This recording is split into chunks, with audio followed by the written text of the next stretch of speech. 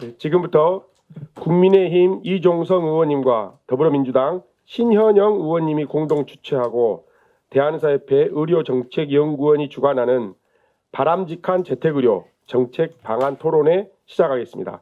안녕하세요. 국민의힘 이종성입니다. 오늘 재택의료 제도 마련을 위한 토론회에 이렇게 관심 갖고 많이 참석해 주셔서 진심으로 감사하고요. 같이 공동 주치를 해주신 존경하는 신현영 의원님 감사드리고, 재택의료와 관련해서는 여기 계신 분들이 누구보다 더 잘 아실 것으로 보여집니다. 앞으로 내후년이면은 우리나라가 맞게 될 초고령화 사회를 대비해서 또 여러 가지 노인분들의 의료 서비스를 어떻게 우리 사회에 정착시킬 수 있을 것인가에 대한 고민들이 이제부터 활발하게 시작이 돼야 되고, 우리나라에 아직 방문 진료라는 어떤 체계를 만들었긴 하지만 아직 전혀 이제 활성화되지 못하고 거의 이름만 걸려 있는 그런 상황이라서 노인분들의 어떤 재택의료, 커뮤니티 케어 여러 가지 차원에서 우리가 제도를 마련하고 고민해야 될 필요가 있을 것으로 보여집니다. 특히 오늘 이 시간에는 우리보다 고령화 사회를 일찍 경험하고 여러 가지 의료 시스템으로 그런 문제들을 해결한 바 있는 우리 이웃나라 일본에서 가미가 있지 리해 박사님께서 오셔가지고 일본의 사례를 아마 소개해 주실 것으로 보여집니다. 우리가 이런 외국들의 제도들을 벤치마킹해서 우리나라도 제대로 된 재택의료 시스템을 갖춰 나갈 수 있도록 오늘 이 시간이 좀 의미 있고 귀중한 시간 되길 바랍니다. 다시 한번 다소 쌀쌀해진 날씨에도 불구하고 이렇게 참석해 주실 모든 분들께 감사드리고요. 오늘 귀중한 시간 되시기 바랍니다. 감사합니다. 더불어민주당 보건복지위원 신현영입니다. 오늘 바람직한 재택의료 토론회 마련해 주신 대한의사협회 그리고 이종성 의원님께 감사의 말씀을 드립니다. 재택의료에 대한 필요성은 누구나 공감할 거라고 봅니다. 고령화 시대를 앞두고 정말 에이징 인 플레이스를 하려는 많은 국민들이 원하는 바이기도 하고요. 우리 미래의 의료가 나아가야 될 방향인데, 그럼에도 불구하고 아직까지는 호스피스나 장애인 주치 등 재택의료가 한계에 국면에 있는 것도 사실입니다. 제가 임기 초기에 건강의 집에 방문을 했었는데요. 재택의료 시범사업을 열심히 참여하고 계시는 그 현장에서의 1차 의료의 진정성을 가지고 구현하시는 선생님들을 봤습니다. 우리 지금 국가적으로도 의사정원 확대 등 의료 체계에 대한 여러 가지 변화를 요구하는 관심이 많은 상황에서 국민의힘에서는 필수 의료 TF, 그리고 더불어민주당에서는 이제 지역 완결형 환자 중심의 공공의료 TF를 저희는 내일 발족을 할 거고 국민의힘은 어제 시작을 했었죠. 그만큼 이게 단순히 의사정원 확대에 대한 얘기가 아니라 어떻게 우리의 의료 체계를 조금 더 환자 중심으로 가까이 가져갈 수 있을까에 대한 전반적인 제도적 변화를 추구해야 되는 중요한 시점에서 의사협회가 이렇게 적극적으로 목소리 내는 건 저는 되게 고무적이라고 봅니다. 그런 면에서 우리가 앞으로 나아가야 될 방향에 있어서 보건복지위원회도 커뮤니티 케어 지역 통합 돌봄 법안을 포함한 이런 재택 의료에 대한 시스템과 예산 확보가 매우 절실하다고 생각을 합니다. 아직까지는 막 이렇게 왕성한 논의가 되고 있지 않기 때문에 얼마나 예산이 당겨야 될지 이런 것들이 구체적으로 논의되고 있지는 않습니다. 11월이 지금 예산 국회이기도 한데요. 이런 것들이 조금 더 빠르게 정리가 되면서 의사협회가 의정협의체도 하고 있고 여러 가지 그 정부와의 소통을 하고 있는 만큼 이런 실질적인 국민의 입장에서의 제도 개선을 말씀해 주신다면 저희 국회도 얼마든지 내년 총선을 앞두고 좋은 정책과 공약으로 국민들한테 다가갈 수 있는데 좋은 계기가 될 거라고 생각합니다. 오늘의 토론회가 일본의 좋은 사례들을 벤치마킹하고 대한민국이 더 좋은 시스템을 마련하는데 큰 그런 초석이 될 거라고 생각하며 다시 한번 여기 계시는 많은 관계자 여러분께 감사드립니다.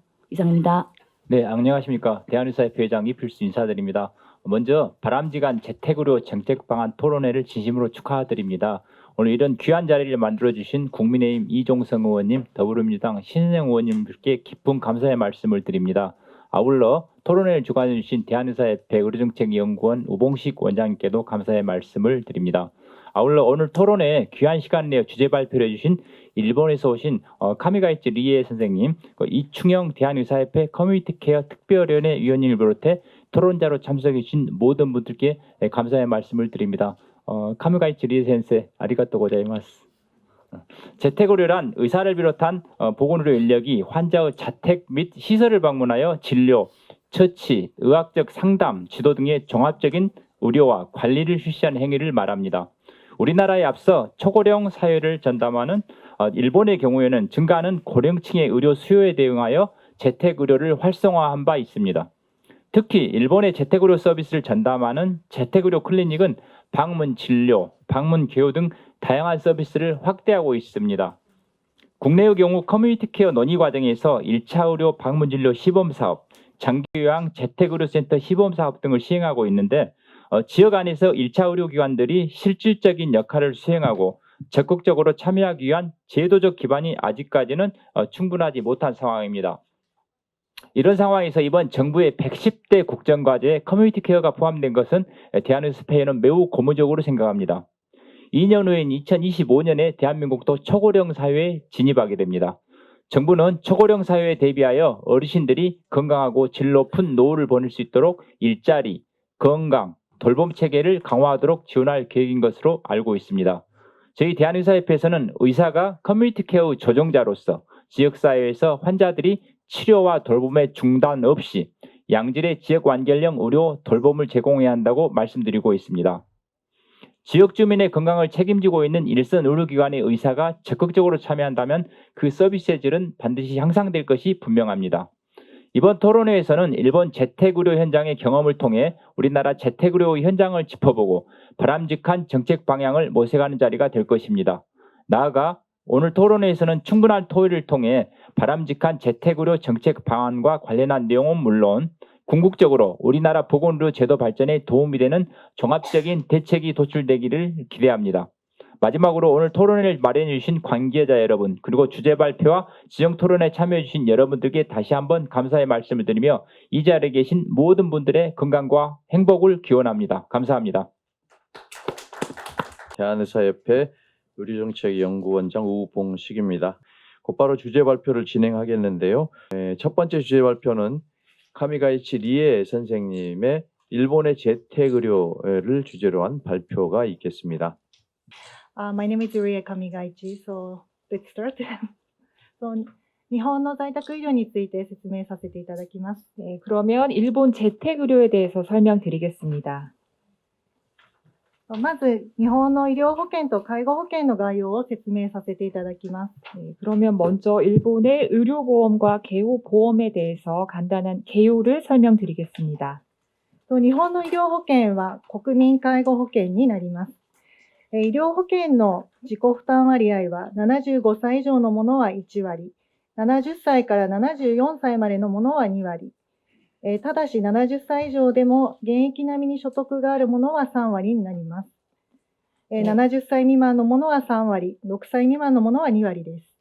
네, 일본의 의료보험 제도인데요. 전 국민 가입 보험입니다. 그리고 의료비의 본인 부담 비율에 대해서 설명을 드리면은 75세 이상인 사람은 10%, 70세부터 74세까지는 20%, 다만 이제 75세 이상이라도 현역 수준의 소득이 있는 사람은 한 30% 정도의 부담을 하게 됩니다.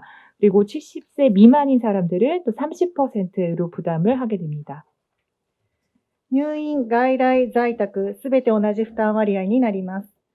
医療費が高額になった場合は、高額療養費自己負担限度額という制度があり、経済的弱者にも医療が受けられるようになっております。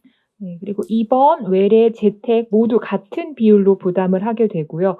의료비가 만약에 고액으로 발생했을 경우에 고액 요양비 보담 부담 한도액 제도라고 하는 것들이 있어서 경제적인 약자들도 혜택을 다 볼 수 있게 되어 있습니다.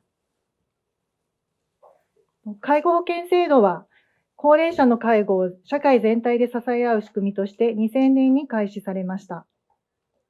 네, 개호보험인데요. 고령자 개호를 사회 전체적으로 지원하는 시스템으로 2000년에 시작되었습니다. 社会保険方式で財源は保険が 50%、国の負担金が 25%、都道府県が 12.5%、市町村が 12.5% となっています。 네, 이것은 사회보험 방식으로 구성이 되어 있어서 재원을 보면은 보험이 50%, 국고부담금 25%, 도도부현과 시정촌에서 각각 12.5%를 부담합니다. 受給するには要介護認定を受ける必要があり、要介護状態とは寝たきり、認知症などで介護が必要な状態であり、1から5の5段階で分類され、要支援状態とは日常生活に支援が必要な状態であり、1から2の2段階で分類されます。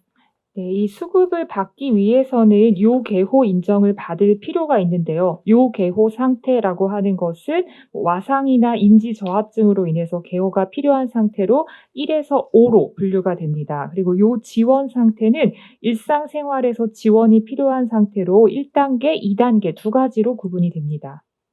対象者は65歳以上の要介護もしくは要支援状態のもの、40歳から64歳までのものは、要介護もしくは要支援状態が末期がん、関節リウマチなどの加齢に起因する疾病、特定疾病による場合に限定されています。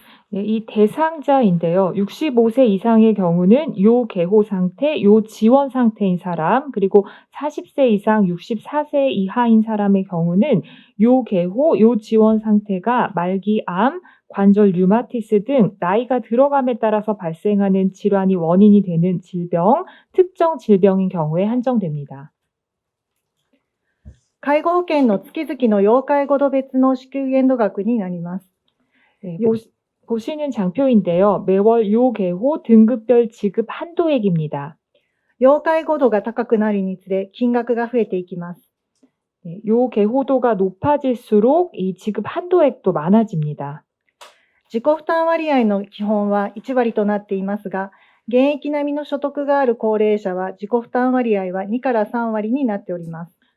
네, 본인 부담률은 기본적으로는 10%인데 현역 수준의 소득이 있는 경우에는 본인 부담 비율은 한 20에서 30% 정도가 됩니다. 介護サービス診療は患者の同意を得て、計画的な医学管理のもとに定期的に患家を訪問して行う診療のことであり、患者や家族などの署名付きの訪問診療に関わる同意書を作成し、カルテに添付する必要があります。 네, 한편 이제 방문 진료의 경우는 환자의 동의를 얻은 후에 계획적인 의학 관리하에 정기적으로 환자의 자택을 방문하는 것으로 환자나 가족의 서명 하에 이루어지는 거고요. 진료 관련 동의서를 작성한 이후에 이것을 진료 기록부에 첨부하게 되어 있습니다. 1日あたりの実施回数は、往診は必要であれば1日2回以上実施できますが、訪問診療については1日1回しか実施できません。 네, 1일당 진료 횟수인데요. 왕진의 경우는 필요할 때마다 1일 2회 이상도 실시할 수 있지만 방문 진료의 경우는 1일 1회만 가능합니다. 1週間あたりの実施回数も往診は制限がありませんが、訪問診療は原則週3回までとなっています。 네, 일주일당 실시 횟수인데요. 왕진의 경우는 제한이 없지만 방문 진료는 원칙적으로 주 3회까지만 가능합니다. 往診の具体例としては、39度の熱があってぐったりして動けないから診察をしてほしい。朝から吐いていてご飯が食べられないから診察してほしいといった、急な診察になります。 네, 이 왕진의 구체적인 예에 대해서 설명을 드리면 예를 들어 열이 39도까지 올라서 몸이 좀 힘들어서 거동이 불편하니까 진찰을 좀 해줬으면 좋겠다라던가 아침에 이제 구토 증상이 있어서 실사가 불가능하니까 진찰을 해줬으면 좋겠다 이런 급한 경우에 해당됩니다. 訪問診療の具体例としては、認知症の薬の調整のため、第1、第3火曜日の午前に自宅に訪問。末期がんの疼痛コントロールのため、毎週木曜日の午後に自宅に訪問といった定期的な訪問になります。 네, 한편 이제 방문 진료의 경우는 예를 들어 인지 저하증의 약 조제를 위해서 매달 첫째, 셋째, 화요일 오전에 방문을 한다라던가 말기암 환자의 이 통증 컨트롤을 위해서 매주 목요일 오후에 자택을 방문하는 등 정기적인 치료에 해당됩니다. 往診料については、平日の日中は720点です。 네, 그리고 왕진료인데요. 평일 일과 시간에 진료가 이루어지면은 720점입니다. 医療保険は1点が10円と換算されますので7200円です。 네, 이 의료보험의 경우는 1점이 10엔으로 환산이 되기 때문에 720점의 경우는 7,200엔입니다. 緊急性の有無、往診の時間帯、医療機関の施設基準に基づいて加算がつきます。 네, 그리고 긴급성 여부, 왕진의 시간대, 의료기관의 시설 기준에 따라서 가산이 산정됩니다. 訪問診療を行った時の訪問診療料は在宅患者訪問診療料と呼ばれています。 네, 방문 진료를 했을 때의 방문 진료료에 대해서는 재택 환자 방문 진료료라는 이름이 붙어 있습니다. 一軒家で1人の患者を訪問した場合は888点となります。 그래서 단독 주택에 있는 사람을 방문했을 경우에는 건당 888점입니다. アパートや老人ホームなど同じ建物内の患者を複数名同一日に訪問した場合は213点と低い点数になります。 그래서 같은 건물, 아파트나 노인홈에 있는 사람들을 같은 날 여러 사람을 방문할 경우에는 213점으로 상대적으로 점수가 좀 낮은 편입니다. 在宅医療の診療報酬の構造についてです。 네, 재택 의료 수가 구조에 대해서 설명드리겠습니다. 定期的に訪問して診療を行った場合の評価として、先ほど説明した在宅患者訪問診療料というのがあります。 네, 정기적으로 환자 집을 방문해서 진료를 실시한 경우에는 앞서 말씀드린 재택 환자 방문 진료료라는 것이 있습니다. 総合的な医学的管理などを行った場合の評価として、在宅時医学総合管理料、施設に入居中の場合は施設入居時と医学総合管理料があります。 네, 그리고 종합적인 의학적 관리를 실시한 경우 평가를 하는 것은 재택 의료 시 의학 종합 관리료라고 하는 것, 그리고 시설 입소 시 의학 종합 관리료라는 것이 있습니다. 在宅酸素や人工呼吸器などの特定の医療行為に対する指導管理の評価として、在宅療養指導管理料があります。 네, 그리고 재택 산소, 인공호흡기 등 특정 것들에 관련해서는 재택 요양지도 관리료라는 것이 있습니다. 介護報酬として居宅療養管理指導費というものがあり、これはケアマネージャーに情報提供を行い、患者家族に居宅サービス利用に関する指導及び助言をすることで算定できます。 네, 그리고 개호 수가라고 하는 것은 재택 요양 관리 지도비라고 하는 것인데요. 이것은 케어 매니저에게 환자 정보를 제공을 해서 환자와 가족들이 이 재택 서비스 이용에 관한 지도와 그 어떤 조언을 하고 산정을 하게 됩니다. その他の報酬として往診料があります。 네, 그리고 기타 수가로는 왕진료가 있습니다. 薬剤料、検査料、処置料などは外来と同じ診療報酬で出来高算定できます。 네, 그리고 약재료와 검사료, 처치료의 경우는 외래와 같은 진료 수가로 행위별 수가로 산정을 하게 됩니다. これらの詳細は非常に細かいので別の資料を参照していただけたらと思います。 네, 상세한 내용은 굉장히 디테일하기 때문에 별도 자료를 나중에 참고해 주시면 좋겠습니다. 在宅患者と外来患者の単価の比較になります。 네, 이것은 재택 환자와 외래 환자에 대한 수가 단가를 비교해 놓은 표입니다. 24時間対応していない最も低い施設基準のクリニックを例にしました。 네, 요 보시는 예는요, 24시간 대응을 하고 있지 않은 가장 낮은 시설을 기준으로 하였습니다. 訪問診療月2回で月当たり52,720円。 네, 방문 진료를 월 2회 실시할 경우 한 달에 52,720엔입니다. 1回当たりは26,360円になります。 네, 그래서 한 번에 필요한 돈은 한 26,360엔 정도입니다. 月1回の外来単価は5,120円程度ですので、5倍の金額になります。 그래서 외래를 만약에 한 달에 한 번 받는다라고 하면 5,120엔이기 때문에 한 5배 정도 차이가 나게 됩니다. 1ヶ月あたりの訪問診療報酬の例になります。 네, 보시는 장표는 한 달에 1개월당 방문 진료 수가의 하나의 예입니다. 80歳男性要介護4、自己負担割合は1割。 네, 이분의 경우는 80세 남성이고요. 요괴호 등급 4, 본인 부담 비율은 10%입니다. 病名は脳梗塞後遺症で車椅子レベル1型糖尿病があります。 네, 그리고 병명은 뇌경색 후유증으로 휠체어 레벨이고 제1형 당뇨병을 앓고 있습니다. 医療処置としてインスリンの自己注射を1日4回妻が実施しています。 네, 그리고 의료 처치로는 자가 인슐린 주사를 하루에 4번 아내분이 투여하고 있습니다. 居住場所は自宅で訪問回数は月2回となります。 네, 그리고 이분은 자택에 거주를 하고 계시고요. 한 달에 2번 방문 진료를 하고 있습니다. 医療機関の施設基準は最も高い施設基準である機能強化型在宅療養支援診療所病床あり緩和ケア充実診療所で計算しました。 네, 그리고 이분의 경우는 의료기관 유형을 가장 높은 시설 기준인 기능 강화형 재택 요양 지원 진료소로 계산을 하였고요. 이 경우에는 병상도 있고 완화 케어를 중점적으로 진료하는 곳입니다. 訪問診療の医療費は月96,620円になります。 그래서 방문 진료 의료비의 경우는 매월 96,620엔이 나왔습니다. 自己負担は1割ですので患者さんの負担は9,662円です。 그래서 본인 부담 비율이 10%이기 때문에 환자 본인은 한 9,662엔 정도 부담을 하게 됩니다. この方が自宅で介護した場合と入院した場合の費用の比較になります。 네, 요 그림은 이분이 이제 자택에서 개호를 했을 경우 그리고 병원에 입원했을 경우를 서로 비교해 놓은 그림입니다. 自宅で見れないとなるとインスリンを1日4回投与していますので療養病床の対象になります。 그래서 집에 지금 자택의 경우는 인슐린을 4회, 1일 4회 투여를 하고 있기 때문에 이분이 요양병동에 입원하는 것으로 계산을 하였습니다.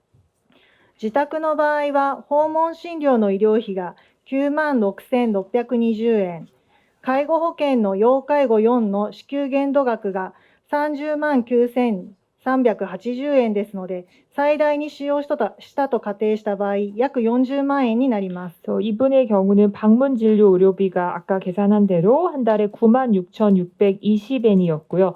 개호보험 요개호 4등급이었기 때문에 지급 한도액을 최대한 사용을 한다라고 하면 309,380엔이기 때문에 한 달에 약 40만 엔 정도가 필요합니다. 療養病棟に入院した場合は、療養病床の1日あたりの単価が2360円なので、約61万円になります。 네, 그리고 요양병동에 입원을 했을 경우에 요양병동 하루 단가가 2360엔이기 때문에 한 달에 약 61만 엔 정도가 필요합니다. 自宅で介護をした場合は、約3分の 2程度になります。 그래서 자택에서 개호를 하는 것이 비용적으로 봤을 때는 한 3분의 2 정도 됩니다. 次の例です。 네, 다음 예시 하나 더 소개드리겠습니다. 63歳男性要介護に自己負担3割。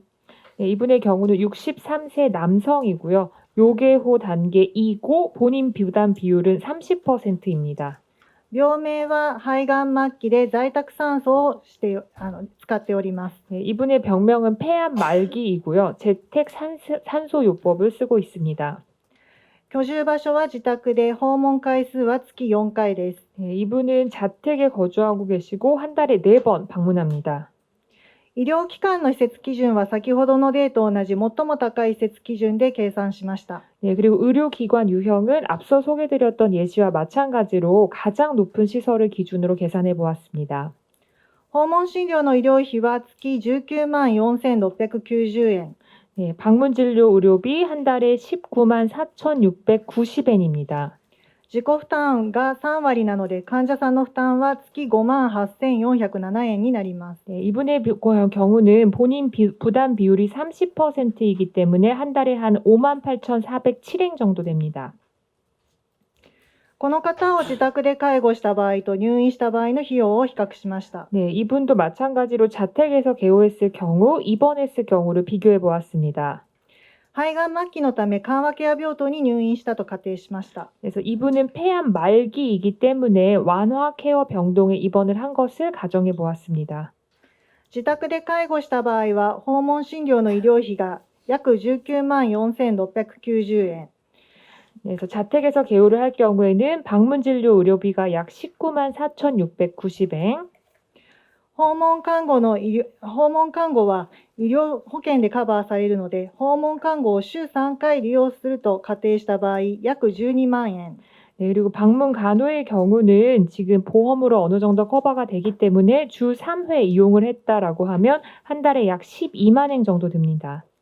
介護保険の要介護2の支給限度額は19万7050円で、限度まで利用したと仮定しました。 그래서 개호보험 요개호 2등급이기 때문에 지급 한도액인 19만 7,050엔을 다 활용을 했다라고 계산을 해보았습니다. 1ヶ月のトータルは約51万円になります。 네, 그러면 한 달에 한 51만 엔 정도 필요합니다. 一方、緩和ケア病棟に30日間入院した場合、最初の30日間の緩和ケア入院料は5万107円になります。 네, 그래서 한편 이제 완화 케어 병동에 입원한 경우를 산정을 해보면 첫 30일은 하루에 5만 107엔이 필요합니다. 1月あたりのトータルは約150万円の医療費がかかります。 네, 이 경우에는 한 달에 약 150만 엔 정도의 의료비가 필요합니다. 自宅で介護した場合は3分の1程度になることがわかります。 요거는 자택에서 개호를 하는 것이 한 3분의 1 비용으로 다 이렇게 할 수 있다는 것을 알 수 있습니다. まとめです。 네, 간단하게 요약하겠습니다. 日本では高齢化によりますます在宅医療のニーズが高まっています。 네, 일본에서는 고령화가 진전됨에 따라서 재택 의료에 대한 수요가 점점 더 높아지고 있습니다. 在宅医療では日常の療養支援、急変時の対応、退院支援、看取りの4つの機能が求められています。 네, 재택 의료의 경우에는 일상적인 요양 지원, 증상 급변 시 대응, 퇴원 지원, 케어 등의 4가지 기능이 요구되고 있습니다. 高齢者をサポートするには介護サービスと医療サービスの連携が必須です。 네, 그리고 어르신들, 고령자를 지원하기 위해서는 개호 서비스와 의료 서비스의 연계가 반드시 필요합니다. 訪問診療は外来と比較すると高額ですが、入院と比較すると低額です。 네, 그리고 방문 진료의 경우는 외래와 비교를 해보면 조금 비싼 편이지만 입원과 비교를 해보면 낮은 금액입니다.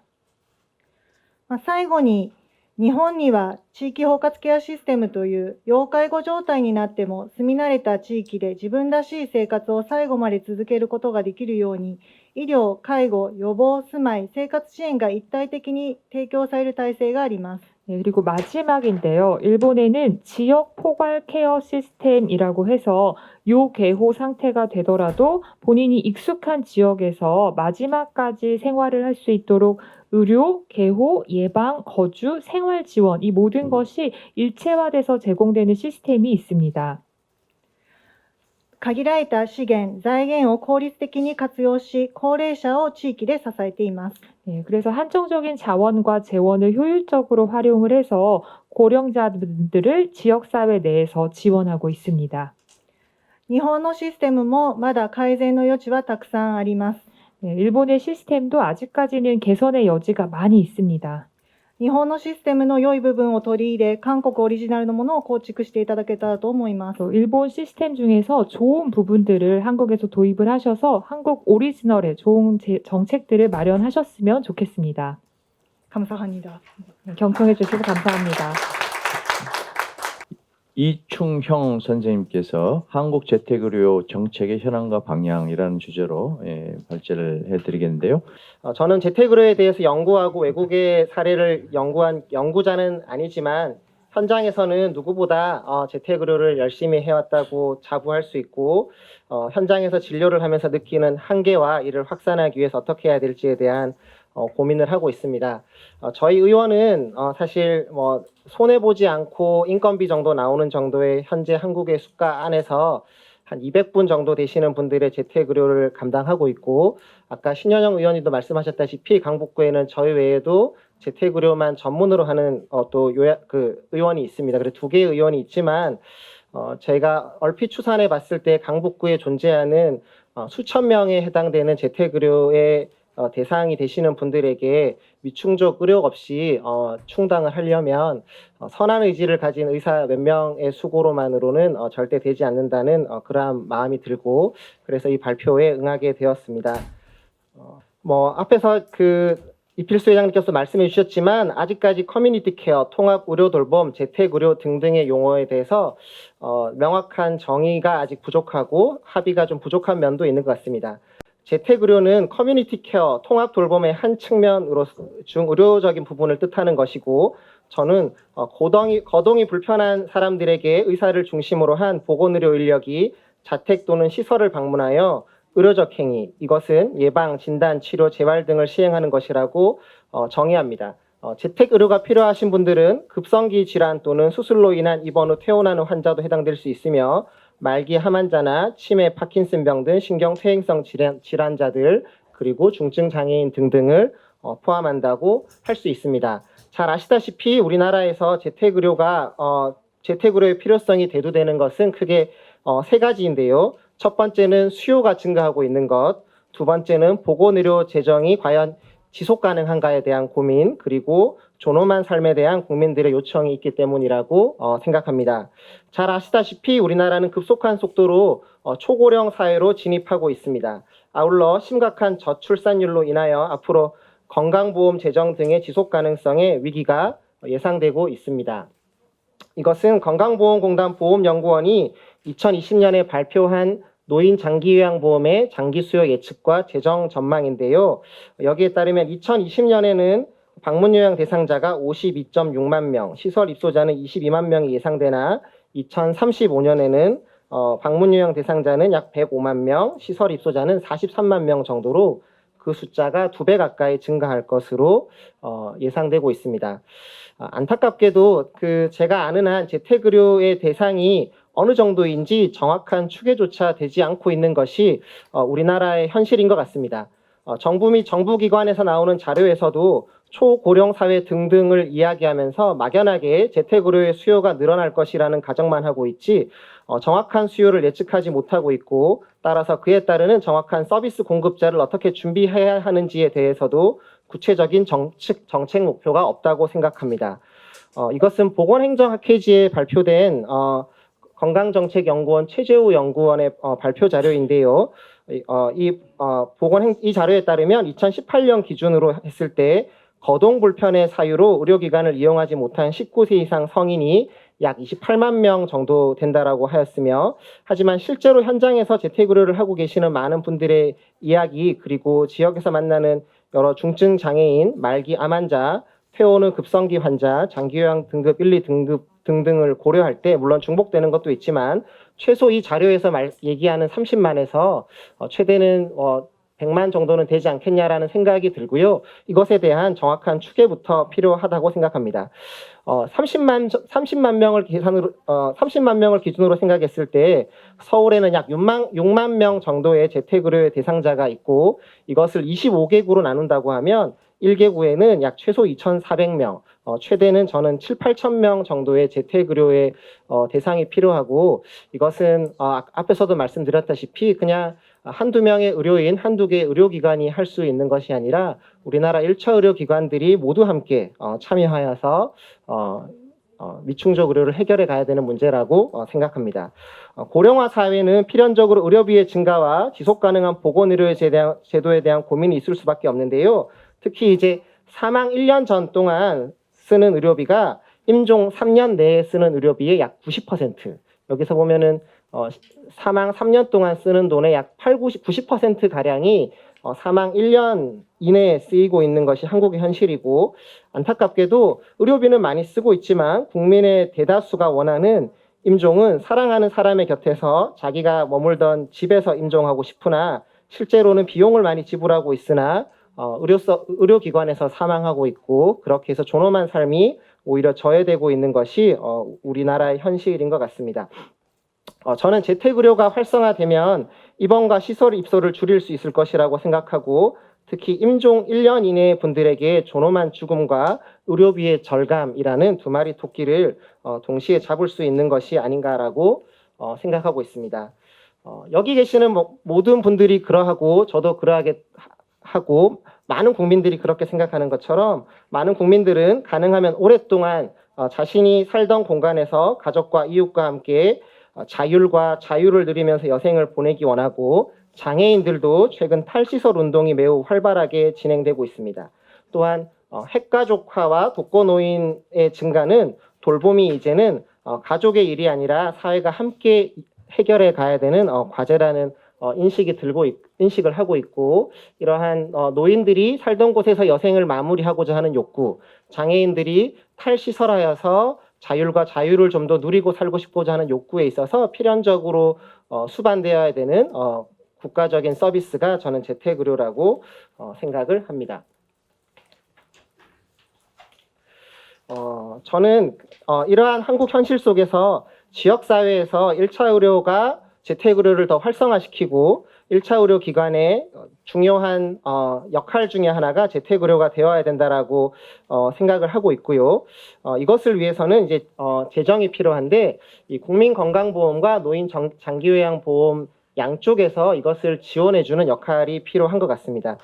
제가 요양원 등을 방문하고 있는데요. 요양원에는 장기요양 1에서 3등급 정도의 중증 환자분들이 많이 계시게 되는데, 요양원에 계시는 분들을 만나면서 이분들에게 적절한 의료적인 서비스가 된다면 이분들의 기능이 더 좋아지고, 이분들의 기능이 좋아지면 장기요양 등급이 낮아지고 훨씬 더 이렇게 비용을 절감할 수 있는데, 적절한 의료적인 서비스가 되지 않아서 그 장기요양 기능이 더 손실되고 장기요양의 부담과 돌봄의 부담이 더 증가하는 것들을 많이 보게 됩니다. 그래서 이거는 이제 그 장기요양보험 재정인데요. 2022년의 경우 장기요양보험 재정이 총 12조 5,742억 원이 이렇게 들었지만 그 중에서 방문 간호나 의사의 계약 의사 진찰료 등으로 쓰여진 비용은 약 1% 정도밖에 없습니다. 물론 이제 건강보험 재정을 통하여서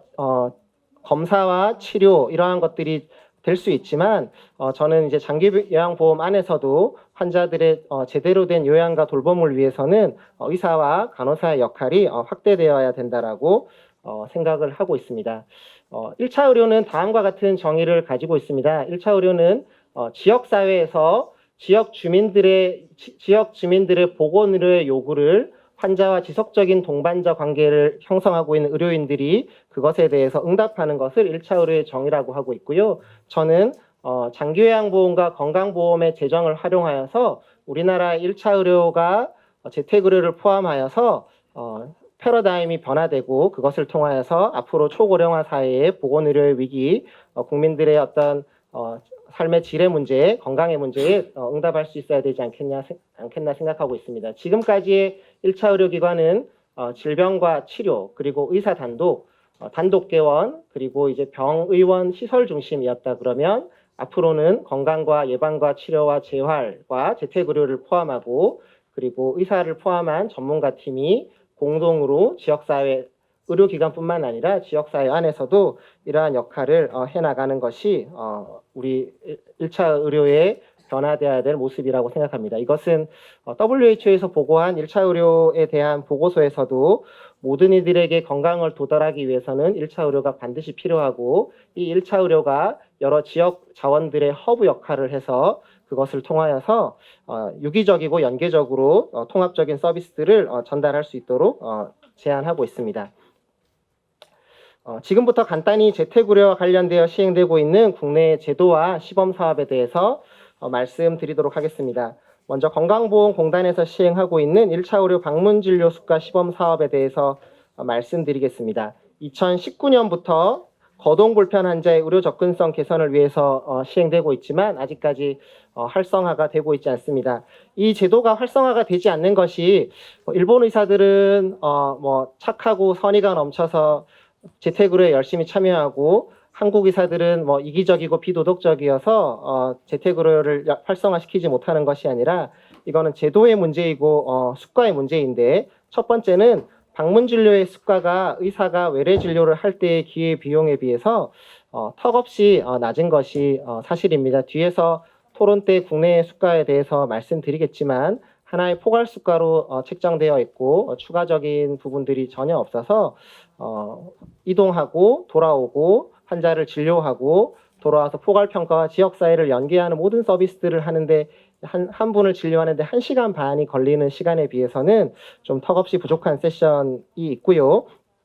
두 번째는 내가 정말 좋은 의도를 가지고 재택의료를 한다고 해도 환자 발굴을 하기가 어려운 점들이 있습니다. 사실 장기요양보험 대상자분들이나 이제 거동이 불편해서 집에 계시는 분들은 사회적으로도 고립되어 있는 경우들이 많이 있는데요. 특히 외래에 오시기 힘든 분들이시고, 그걸 이제 보건소나 지역복지관이나 주민센터 등에서는 사례들을 다 알고 있지만 그것이 의료기관과 연계되고 있지 않기 때문에 환자 발굴에 어려움이 있고, 세 번째는 지금 시범 사업이기 때문에 앞으로 개선될 여지가 많이 있겠지만 의사의 행위를 보조하는 간호조무사 등의 동반시에 추가적인 수가가 없습니다.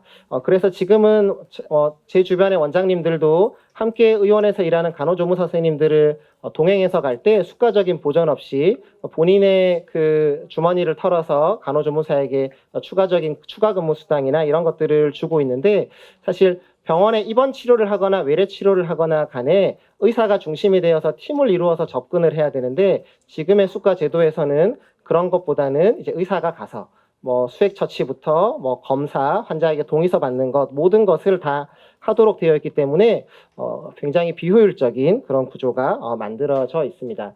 앞에서 이제 일본의 재택의료 수가에 대해서도 발표해 주셨지만, 저는 이를 개선하기 위해서 방문 진료의 수가가 의사들이 외래 진료의 한 세션을 빼고도 방문 진료를 할 수 있도록 충분한 보상이 되어야 된다고 생각하는데요. 지금의 수가를 파격적으로 인상하거나 아니면 일본의 사례에서처럼 현행 수가에서 야간이나 주말 가산, 동반 인력 시의 가산의 활성화, 기타 포괄적인 평가나 아니면 지역사회 연계를 하거나 등등의 것들을 할 때에 수가 등등을 통하여서 현실화시켜야 된다라는 생각들이 들고요. 두 번째는 지금 이 제도는 의사가 초진 후에도 재진과 계속적으로 의사가 계속 방문해야 되는데, 예를 들면 반복적인 수액 처치가 필요한 암 환자분들, 하나도 드시지 못하기 때문에 거의 매일이나 이틀에 한 번 정도 수액 처치를 해야 되는 분들 같은 경우에는 초회 방문 때는 의사가 방문하지만 이후에는 의사의 지시를 받은 간호사가 가서 충분히 수액 처치를 할 수 있음에도 불구하고 그러한 것이 되지 않고, 신경퇴행성 질환 환자분들의 경우에도 재활학과 의사나 전문의가 가서 계획을 세우고는 이후에는 재활치료사나 운동치료사가 의사의 지시하에 가서 시행할 수 있음에도 불구하고 그러한 것들이 이제 인정되지 않고 있는 것이 현실인 것 같습니다. 그 다음 장애인 주치 시범 사업이 있습니다. 장애인 주치 시범 사업은 장애인 건강권 및 의료 접근성 보장에 따른 관한 법률에 따라서 우리나라 250만 명의 장애인을 대상으로 한 사업이고, 올해까지는 98만 명의 중증 장애인을 대상으로 하고 있으며 내년부터는 250만 명 전체를 대상으로 하고 있습니다. 하지만 실제로 전체 장애인의 중증 장애인의 0.5%만 대상자로 참여하고 있고, 참여 의사도 매우 적습니다. 이거는 그 시범 사업의 어떤 그 사업 계획이고요. 일반 건강 관리를 하는 건강주치의와 장애를 좀 더 잘 관리하는 주장애 관리 의사, 그리고 통합 관리를 할 수 있도록 이렇게 나누어져 있고 1년 동안 이러한 서비스들을 제공할 수가 있습니다. 이렇게 좋은 제도임에도 불구하고 매우 활성화되지 못하고 있고, 이것은 장애인 당사자뿐만 아니라 의사에게도 참여를 하게 하는 유인 동기가 부족하기 때문인데요. 지속적인 약물 관리나 의료기기 관리가 필요한 소수의 환자를 제외하고는 이 제도를 통하여서 보편적으로 장애인들이 원하는 재활 서비스나 이런 것들이 되지 않는 그러한 것들이 있고, 그리고 의사들의 경우에도 복잡한 행정에 비해서는 실질적인 경제적인 이득이 되지 않고 대상자 발굴에도 어려운 것들이 있습니다. 제도가 활성화되기 위해서는 지자체와 의료기관 그리고 장애인들의 유기적인 연계가 필요하고, 이를 위해서는 지자체에서 적극적으로 참여 대상자 및 참여 의료기관을 발굴하고 연계하는 노력들이 필요한 것 같습니다.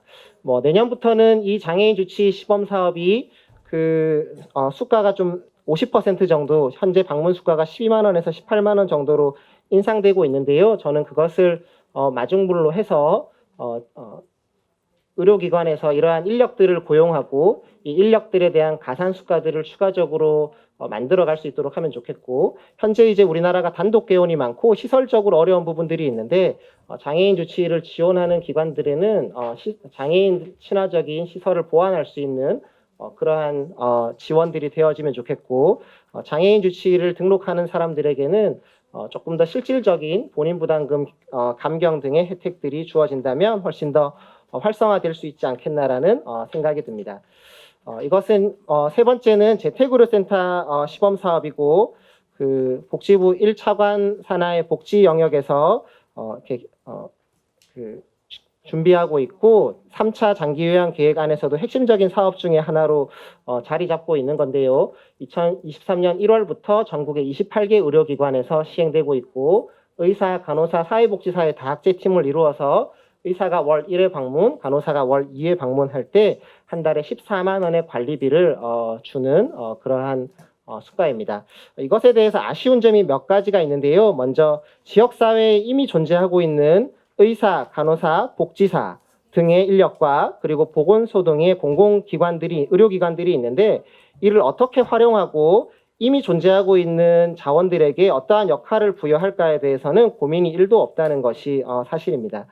장기요양보험 대상자, 재택의료센터의 대상자가 되는 분들은 이미 지역의 의료기관과 연계가 되어 있고, 그리고 지역의 주민센터나 지역의 복지관에 있는 복지사 등과 연계가 되어 있고, 또 지역의 공공의료기관인 보건소에는 수십 명의 간호사가 존재하고 있는데 그들에게 어떻게 역할을 부여할까 보다는 그냥 지자체마다 재택의료센터를 하나 만들겠다라는 좀 나이브한 계획을 하나 만들어서 그냥 그 기관에만 그 역할을 맡기고 있는 것이 있고요.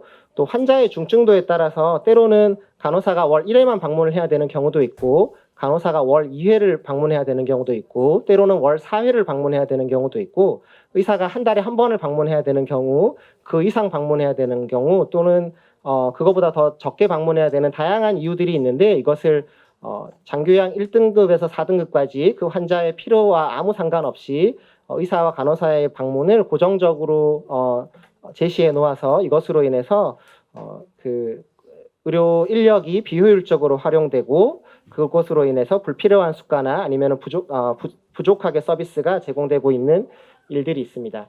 가정전문 간호사 제도가 있고요. 이것은 2000년대 초반에 우리나라에 아직 재택의료라는 것이 논의가 되기 이전에 거동이 불편한 사람들에게 어떻게 의료 서비스를 제공할까 할 것이냐에 대해서, 그러면은 의사나 간호사는 원칙적으로 병의원에서 진료해야 되나 가정 전문 간호사를 만들어서 가정 전문 간호사가 집에 가서 의료 서비스를 시행하게 하자라고 이제 만들었는데요. 이거 말씀드렸다시피 의료법 33조에서는 의료기관 내에서만 의료업을 할 수 있는데 이 외의 사항으로 가정간호사는 예외 사항을 만들어 놓았습니다. 이 가정간호 전문 제도가 돌아가지 않는 첫 번째 이유는 인력이 너무 부족하기 때문입니다. 2020년 2, 4분기의 건강보험 통계에 따르면 가정전문 간호사가 606명이 활동하고 있는데 상급종합병원에서 근무하고 있는 사람을 제외한 나머지 이제 지역사회에서 근무하는 가정전문 간호사는 약 250명 내외 정도밖에 안 되고, 우리나라 지자체가 약 한 250개 정도가 된다고 생각한다면 산술적으로도 가정전문 간호사는 지자체당 1명. 그러니까 합법적으로 집에 가서 그 건강보험 재정을 가지고 간호 서비스를 할 수 있는 간호사는 지자체당 없거나 한두 명 수준밖에 되지 않는 것이 현실입니다.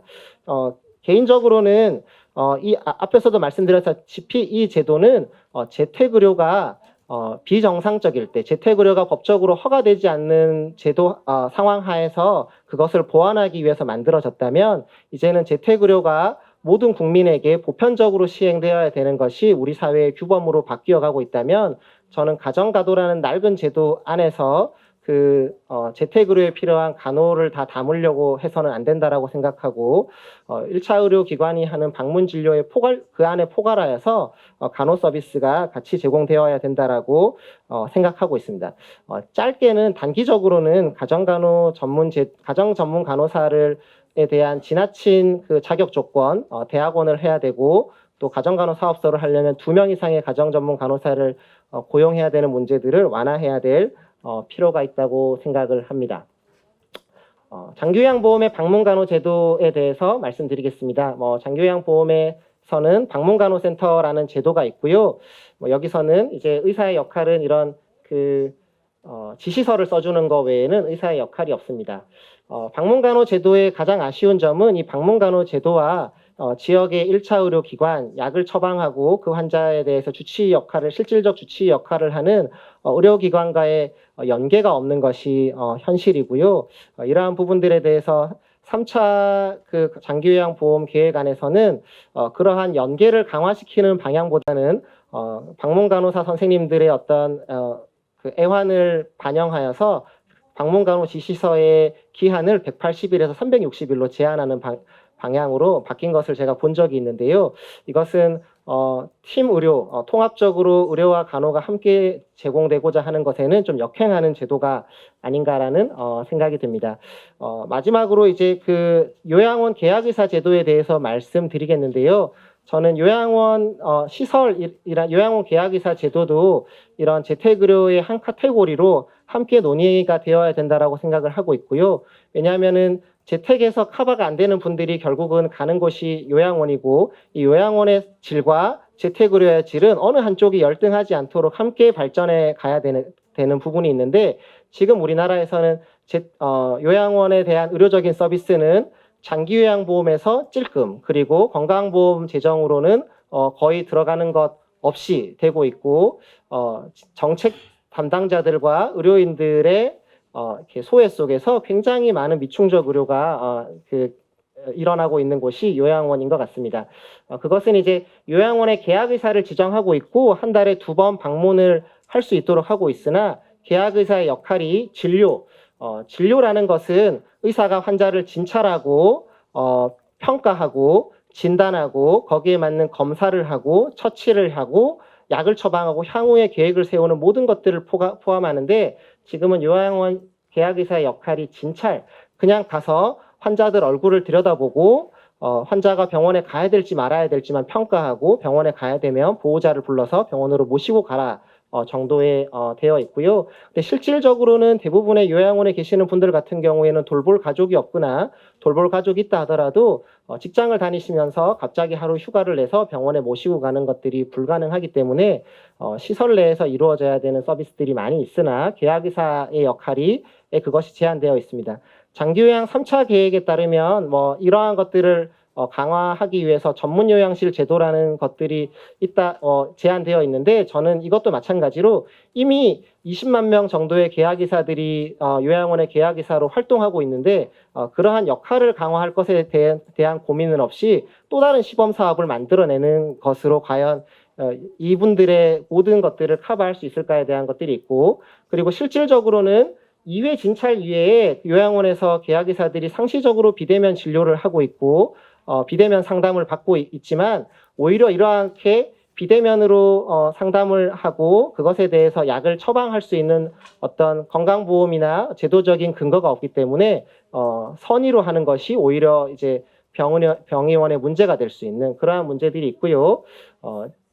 특히 요양원 어르신들 같은 경우에는 다제약물의 문제가 매우 심각한데, 지금의 제도 하에서는 그것이 매우 어렵게 되어 있고, 계약의사가 있음에도 불구하고 많은 보호자분들께서 환자를 보지 않고 약을 계속 조제해 오는 것을 통하여서 이제 점점 더 약만 많아지고 있는 그러한 것들이 많이 있습니다.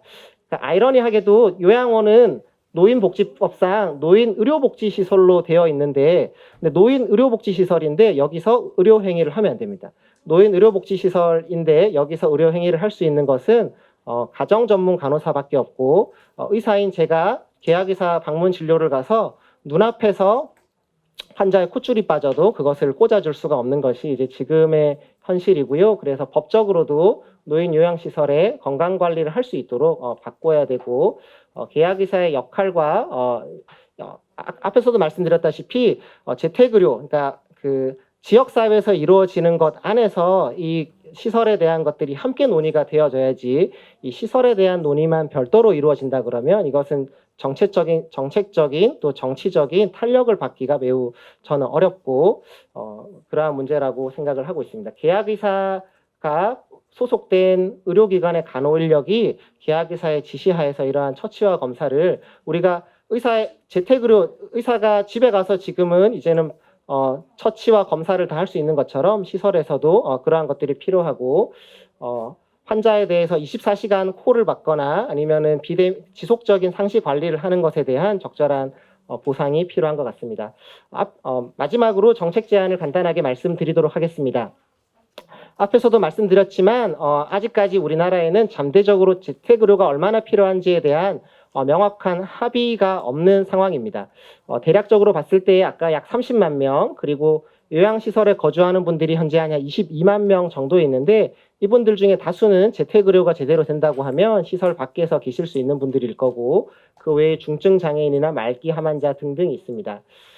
재택의료는 앞에서도 계속 반복해서 말씀드렸지만 함께 팀 접근을 할 수 있도록 지원해야 되고 많은 인력이 필요합니다. 의사 한 명이 아무리 풀타임으로 주 40시간 진료를 한다고 재택의료만 한다고 해도 관리할 수 있는 환자의 숫자는 150명에서 200명밖에 안 되는데 아까도 말씀드렸다시피 지자체당 존재하는 수천 명의 재택의료가 필요한 대상자분들의 미충족 의료를 생각한다면 지자체마다 한두 개의 재택의료를 센터를 만든다고 해결이 되는 문제가 아니고 거동이 가능할 때 자주 방문하던 단골 의사가 방문 진료를 할 수 있도록 또는 각 지자체마다 한 30개에서 50개 정도 되는 1차 의료기관이 건강보험공단에서 예방접종기관으로 지정받고 건강보험공단에서 건강검진기관으로 지정받는 것처럼 그래서 지역에 있는 수십 개, 수백 개의 건강검진기관, 예방접종기관들이 지역 주민들의 필수 의료를 시행하고 있는 것처럼 저는 재택의료도 그렇게 변해가야 됩니다. 단독 개원이 우리나라는 아직은 많은 것이 현실입니다. 향후는 저는 그룹 개원이 될 수 있도록 정책적 지원이 되어야 된다고 생각하지만 지금 이미 존재하고 있는 단독 개원하고 있는 의사들이 이 재택의료를 할 수 있도록 단독 개원의 경우에는 다학제 팀을 이루기가 어려운 면들이 있는데 이러한 부분에 대한 정책적 지원이 필요하다라고 생각합니다. 그래서 저는 단독 개원한 의사들이 일주일에 한두 세션을 방문 진료에 참여할 수 있도록 지원 체계가 필요하고 지역별로 재택의료 지원센터 등을 설립하는 것이 필요하다라고 생각을 하고 있습니다. 이러한 것에 대해서 전주시에서 약간의 작은 실증이 되고 있는 것이 있는데요. 전주시에서 국비와 시비와 도비를 이용하여서 한 2, 3억 정도의 작은 예산을 가지고 재택의료를 지원할 수 있는 지원센터를 만들고 그곳에 간호사, 사회복지사를 고용하여서 지자체와 의료기관을 통하여서 약 1,600명 정도에 되는 분들을 재택의료를 포함하여서 통합관리를 하고 있는 그런 사례가 있습니다. 그 외에도 이제 단독 개원한 의원이나 소규모의 의원들을 지원한 이런 재택의료 센터와 함께 한두 개의 중증 환자나 트라키오스톰이나 아니면은 뭔가 좀 이렇게 중증도가 높은 환자들을 관리할 수 있는 역할들 그리고 단독 개원 의사들이 할 수 없는 서비스들을 지원할 수 있는 좀 포괄적인 1차 의료센터가 필요하다고 생각합니다. 이를 위해서는 국회에서 의료법 33조에서 특별한 예외를 제외하고는 의료기관 내에서 의료업을 제한하는 의료행위가 의료법이 저는 이제 개정될 논의가 필요하다라고 생각하고 있고요. 가까운 일본에서도 이러한 법 개정부터 진행되었던 것으로 알고 있습니다. 현재 다양한 시범 사업들이 여러 법률의 근거들을 통하여서 진행되고 있고 현재 각 의원실에서 이러한 것들에 대해서 통합의료 돌봄법들이 계속 발의되고 준비되고 있는데요. 그것이 빨리 입법되는 것이 굉장히 필요하다고 생각하고 하지만 한번 잘못 만들고 나면 그것이 고쳐지는 것이 너무 어려운 것처럼 충분한 논의와 토론을 통하여서 만들어가면 좋겠습니다. 앞에서 말씀드렸다시피 우리가 그 지자체별로 정신복지센터, 치매안심센터가 있는 것처럼 지자체별로 지자체에서 자체로 또는 위탁하여서 의료 돌봄을 지원할 수 있는 지원센터가 필요하다라고 제안 드리고 싶고요. 또한 그것과 함께 좀 지역사회에서 큰 규모의 표준 1차 의료센터, 지금 건강보험공단 내에서 이것의 실증을 위해서 일산병원에서 시범 사업을 하고 있는데요. 이러한 모델 안에서도 이런 재택의료가 잘 논의가 되었으면 좋겠습니다. 그래서 재택의료를 포함하여 지역사회 1차 의료센터에서 재택의료를 포함하여서 포괄적인 서비스들이 연속적으로 제공될 수 있는 모델이 필요하다고 생각하고, 이것은 단독 개원한 의사들의 경우에는 지역사회 1차 의료센터를 통하여서 여러 가지 서비스들을 연계해주고, 또는 의원 안에 있는 팀을 통하여서 연계할 수 있는 것이 있고요. 이건 이제 저희 수원시에 계시는 선생님이 발표한 자료에 따른 건데요. 수원의 인구가 한 100만 명 정도가 되고, 한 의원이 반경 1km 정도 되는 곳에 재택의료를 감당한다고 했을 때 약 한 20-30개 정도의 재택의료 참여 의료기관이 있고, 이를 지원하는 재택의료 지원센터와 2-3개의 규모가 있는 1차 의료센터가 있을 경우 수원에 있는 100만 명의 분들에게 재택의료를 충분히 감당할 수 있겠다라는 그러한 상상을 그리는 것이고요.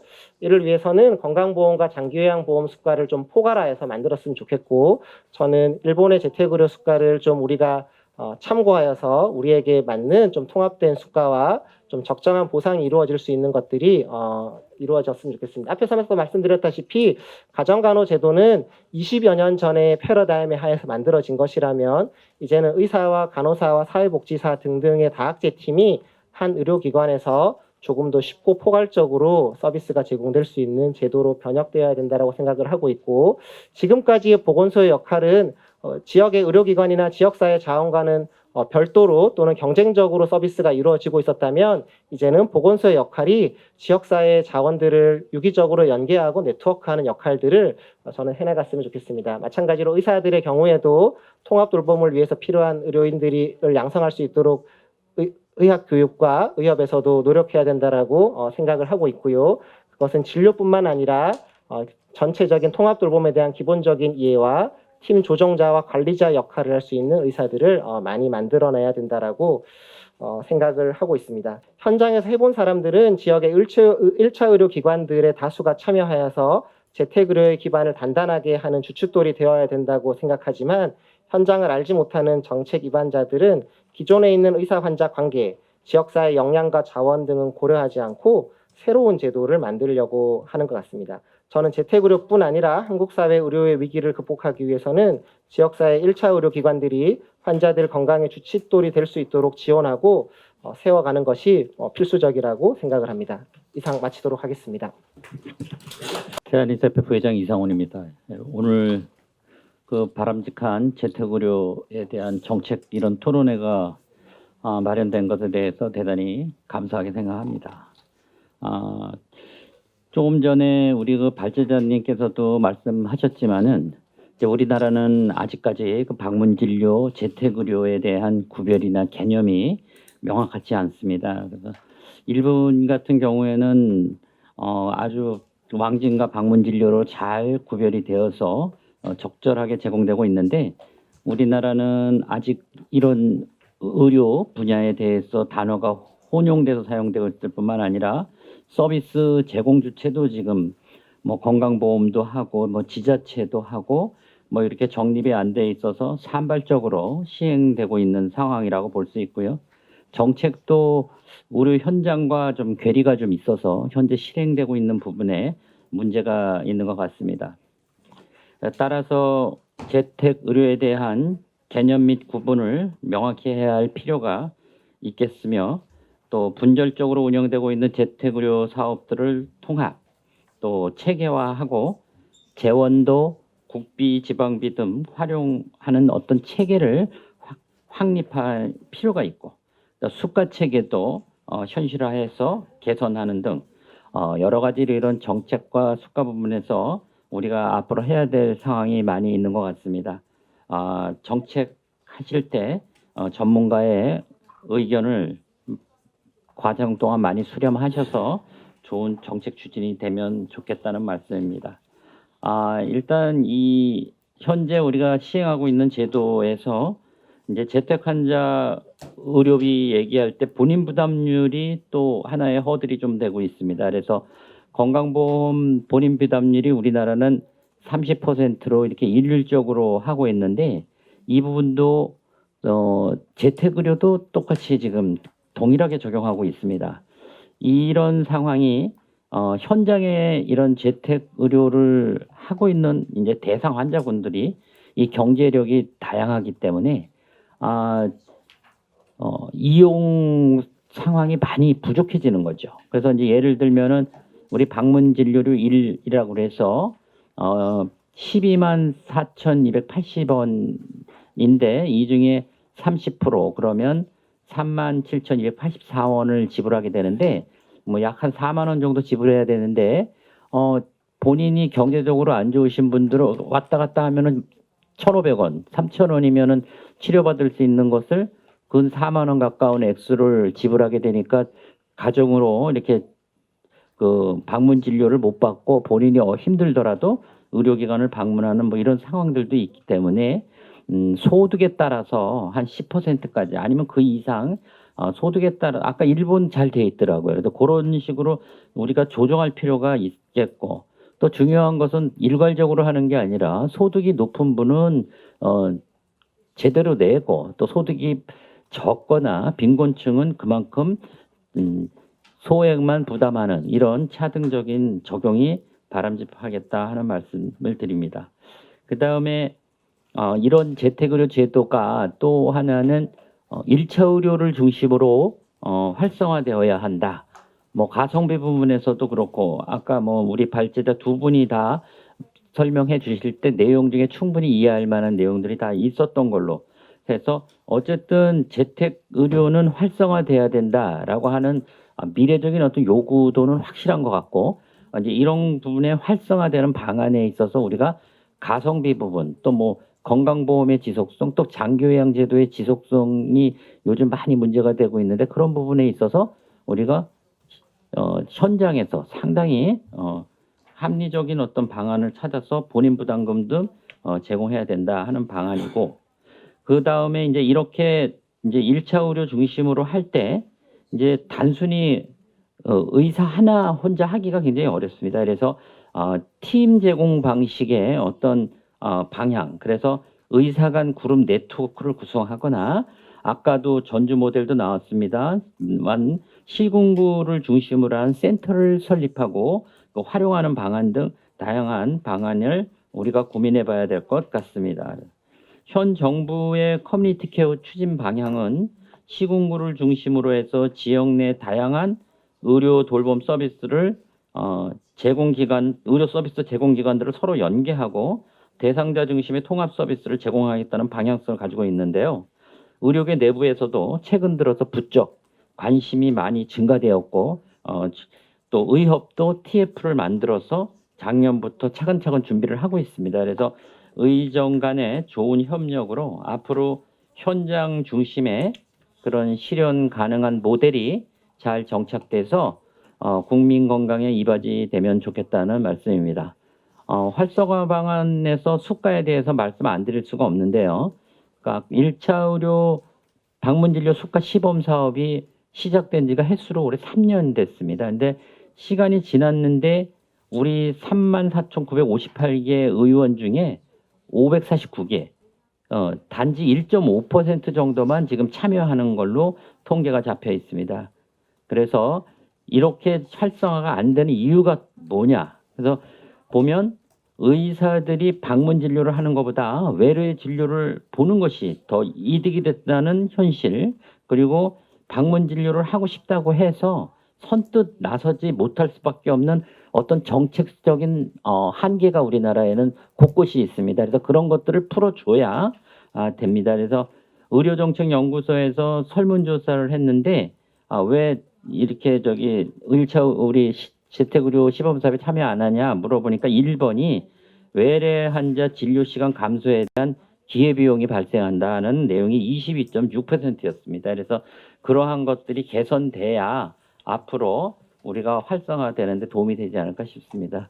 그리고 아까도 뭐 계속 나온 얘기지만은 건강보험, 장기요양보험 외에 추가 재원 조달 방안이 필요한 것 같습니다. 그래서 일본은 아까 말씀드렸던 그 2000년도 개호보험 도입 시기부터 다양한 정책으로 재원 마련을 해왔는데 그중에 또 재정 안정화 기금을 운영하였고 아까 또 우리가 강의할 때도 봤습니다마는 건강보험 50%, 국가 시군구에서 50% 이렇게 내서 한다라고 하는 내용들에 대해서 우리도 국가가 이제는 좀 책임지고 좀 더 적극적으로 나설 때가 되지 않았나 이런 생각이 들고, 그래서 우리나라도 정부, 지자체 뭐 차원의 별도의 기금 마련 또 이런 걸 해서 사실상 가성비로 보면은 이보다 좋은 치료가 없습니다. 그래서 우리나라의 재택의료 체계가 정착이 잘 될 수 있도록 그런 제도적, 뭐 우리 또 국민적 어떤 다양한 우리가 홍보 활동도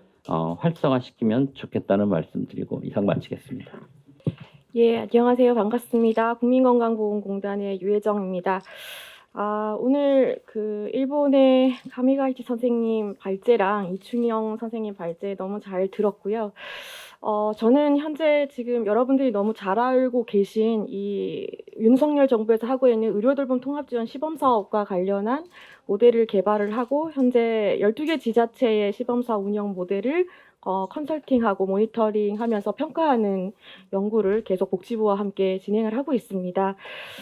그래서 아마 오늘 토론으로 요청을 하신 것도 아마 관련된 내용들에 대한 내용들과 함께 아마 정책적인 이런 부분들에 대한 의견을 아마 좀 제시했으면 하는 바람으로 초대해 주셨지 않나라고 생각합니다. 말씀드린 바와 같이 이번 윤석열 정부에서 하고 있는 이 이른바 지역사회 통합돌봄 커뮤니티 케어 시범사업 내에서는 이 방문 의료 서비스를 필수적으로 운영하는 걸로 12개 지자체에서 운영을 하고 있습니다. 사실 선도사업 4년간에는 지역마다 이렇게 조금 편차가 있었기 때문에 의료 생협을 중심으로 해서 이런 방문 의료 서비스가 제공됐던 지역도 있고 그렇지 않은 지역들도 있고 좀 편차가 심했었는데요.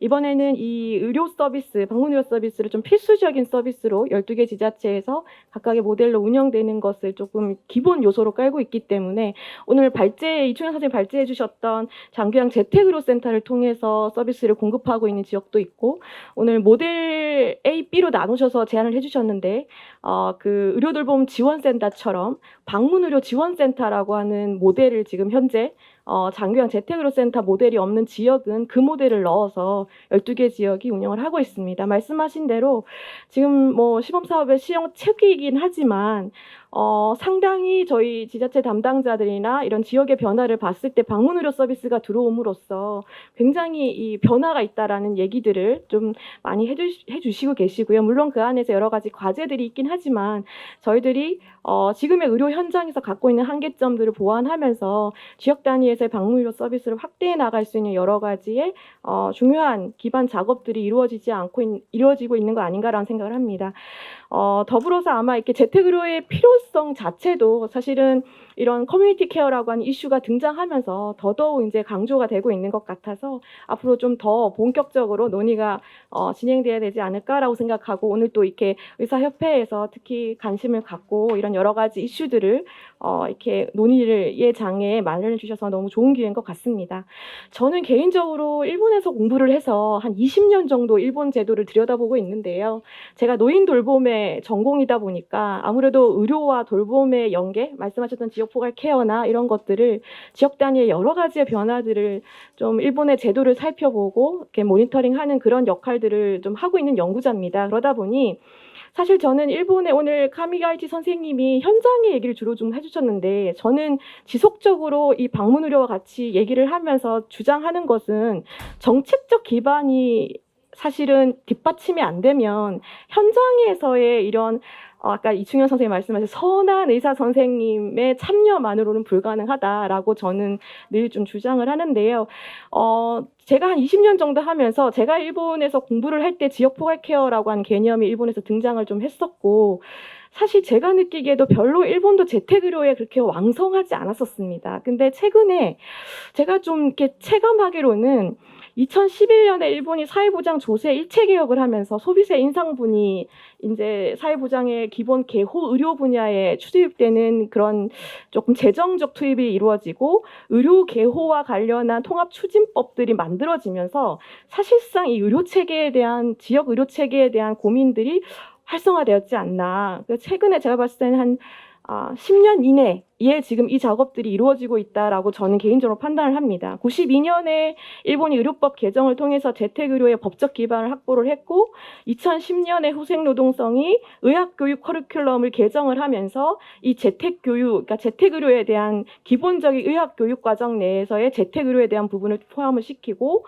관련해서 의료개호 연계와 관련한 이론과 실습 교육을 보편화시키면서 사실상 이 재택의료에 대한 이슈 파이팅이 가능했지 않았나? 그리고 2015년에 후생성이 재택의료 전문의 양성을 전문 위탁교육기관에 지정하는 사업을 시작하면서 본격적으로 지역 단위에서 이 부분에 대한 고민들이 시작됐지 않았나라고 저는 판단을 합니다. 그래서 결론적으로 보면 아직 사실은 전체 2018년도 기준을 보면 일본의 전체 진료소 중에 재택을 하고 있는 진료소 한 22% 정도 되고 병원은 한 30% 정도 되거든요. 그래서 많은 비중을 차지하고 있지는 않지만 결국에는 외래, 입원, 제3의 의료의 영역으로 이 재택의료가 이제는 일본에서 이제 조금 적극적으로 움직이고 있다라고 저는 보여집니다. 그럼 어떻게 가능했냐라고 하는 부분이 가장 절대적으로 영향을 미쳤던 거는 노인 의료비 급증에 대한 위기의식이었다고 생각을 하고요.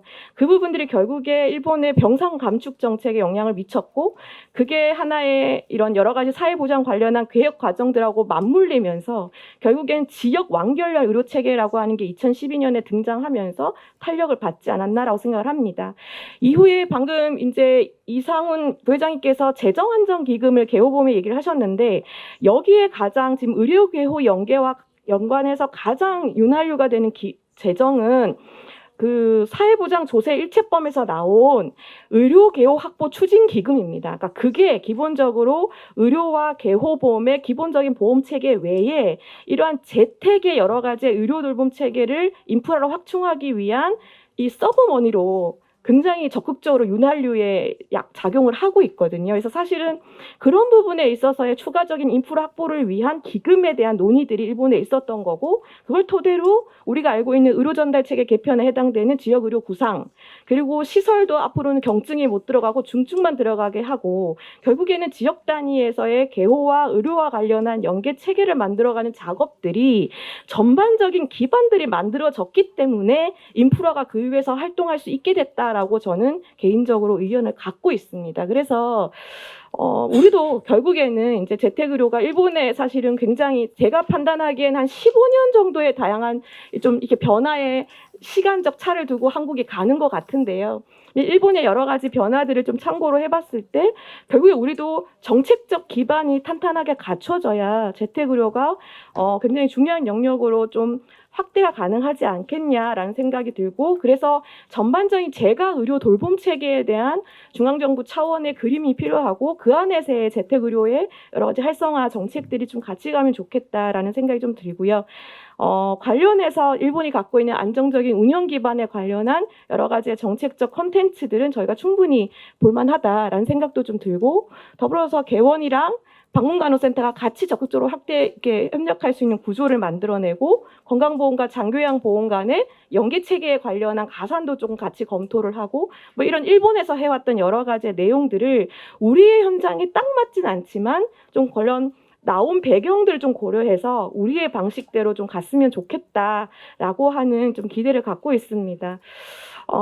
무엇보다 저는 이번 저희 시범 사업에서 조금 이제 이렇게 뭐랄까요? 이렇게 조금 이슈가 제기되고 있는 게 선생님들이 참여는 하시는데 재택의료를 해본 경험이 어느 정도 있느냐에 따라서 굉장히 선생님이 제공할 수 있는 서비스의 질이 달라지더라고요. 레벨이 달라지고. 그래서 이젠 좀 우리도 본격적으로 이 재택의료의 팀의 구성이 될 수 있는 의사, 간호사, 사회복지사에 대한 교육과정에 대한 얘기들이 조금 본격화됐으면 좋겠다라고 하는 기대. 그리고 중앙정부 차원에서는 아무래도 저는 이런 주민들이 의사가 집에 오네 라고 하는 것들을 조금 친숙하게 접할 수 있도록 중앙정부 차원에서의 여러 가지 운영 사례를 공유하는 이런 정책적인 이런 홍보 작업들도 좀 같이 갔으면 좋겠다라고 하는 좀 바람을 말씀을 드리면서 제 토론을 마치겠습니다. 감사합니다. 저는 그 의사 출신 기자로서 일단 활동하고 있습니다.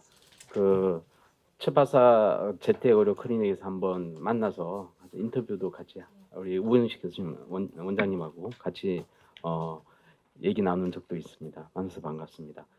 그 일단 그 재택 진료, 재택 의료를 얘기하기가 우리나라는 너무 갈 길이 멀다. 일단 재택 의료에 대해서 기본적으로 아는 국민들이 얼마나 있을까? 현재 우리나라에서는 우리가 부모님을 재택 의료 아니면 부모 이제 스스로가 재택 의료에 대한 고민보다는 지금 요양병원을 가야 할지 아니면 요양원을 가야 할지에 대한 그런 고민이 지금 가장 큰 우선이지, 이게 재택 치료라는 게 과연 재택 의료라는 새로운 옵션이 있어라고 얘기하기는 너무, 현재로는 아까도 했지만 일본의 여러 가지 얘기를 하면서 이런 수가에 대한 문제도 분명히 지금 수가가 지금 이런 상황에서는 도저히 많은 의사들이 과연 그 방문 재택 진료, 재택 의료에 대해서 과연 관심을 갖고 적극 참여를 하고 할까에 대한 근본적인 고민을 좀 많이 하게 됐던 것 같습니다. 그 왜 요양병원, 요양원에 대해서 선택의 여지가 그밖에 없느냐를 봤을 때 결국은 그 요양병원에 가야 되는 그런 상황이, 그 요양병원 가야 되는 그런 환자분들이 분명히 제 이제 부모 입장 아니면 실제로 제 같은 경우 이제 경험을 말해 봤을 때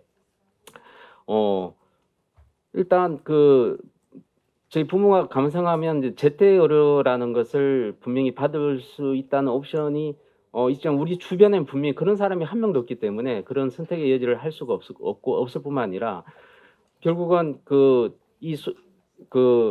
가족 중에서 이게 케어할 사람이 분명히 없기 때문에 이 케어할 보호자가 없는 상황에서는 어쩔 수 없이 요양병원을 가야 되는데, 요양병원을 가게 되는 경우가 상대적으로 요양원은 갈 수가 없어요. 요양원은 가려면 또 요양 등급을 받아야 되는데 그 요양 등급을 받지 않고서 요양을 못 가게 되는 거고, 그 요양 등급을 제대로 받지 못한 상황에서는 또 요양병원을 선택을 해야 되는데 이 요양병원 선택조차도 이 간병비에 대한 부담 때문에 또 다른 고민을 하게 되는 그런 상황이 생기는 거죠. 근데 이런 결정을 가만히 생각해 보면 다 이 보호자가 결정하고 가족이 결정해야 되고 주 보호자가 결정해야 되고 그런 우리나라의 근본적인 시스템의 문제라는 거죠. 이게 이런 시스템에서는 환자가 생각하고 환자가 결정하고 환자 중심에 서야 되는 그런 결정이 하나도 없다는 것이 굉장히 큰 문제가 되는 것 같습니다. 항상 환자 중심이 되는 상황은